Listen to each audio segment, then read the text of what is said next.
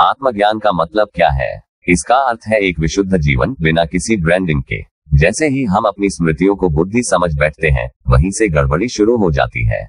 फिर हम दो श्रेणियों में बंट जाते हैं, मिस्टेक यानी जो सच्चाई को जैसे कि तैसे देखे, और मिस्टेक यानी जो अपने भ्रमों में उलझा रहे। लोग सोचते हैं कि आत्मज्ञान किसी शरीर के निशान से पता चलता है, कभी माथे पर त्रिशूल, कभी हाथों पर सूली के निशान।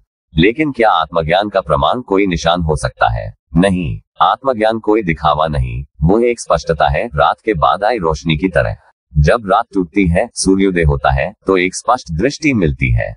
हम जान जाते हैं कि किस ओर चलना है, क्या करना है, बस यही है आत्मज्ञान। मगर हम अपनी मेमोरी में ही उलझे रहते हैं। हम ज्ञान को याददाश्त मान लेते हैं, बुद्धि को बस संग्रह समझ लेते हैं। हमारे पूरे जीवन का आधार मेमोरी बन जाती है। हम जो हैं, पुरुष या स्त्री, जाति, धर्म, विचार, सब कुछ स्मृति का हिस्सा है। शरीर भी मेमोरी से चलता है। एक ही खाना दो लोग खाएं, तो उनके शरीर अलग परिणाम देता है, क्योंकि शरीर की अपनी स्मृति होती है। इसलिए जब कोई अपनी बुद्धि को मेमोरी से मुक्त कर लेता है, वही सच्चा आत्मज्ञानी होता है। न कोई ठप्पा चाहिए, न कोई पहचान, बस स्पष्टता चाहिए। यही है आत्मज्ञान का सार। तो यही है आत्मज्ञान, जब आपकी बुद्धि आपकी मेमोरी से स्वतंत्र हो जाती है। जब आप चीजों को वैसे ही देख पाते हैं जैसी वे वास्तव में है।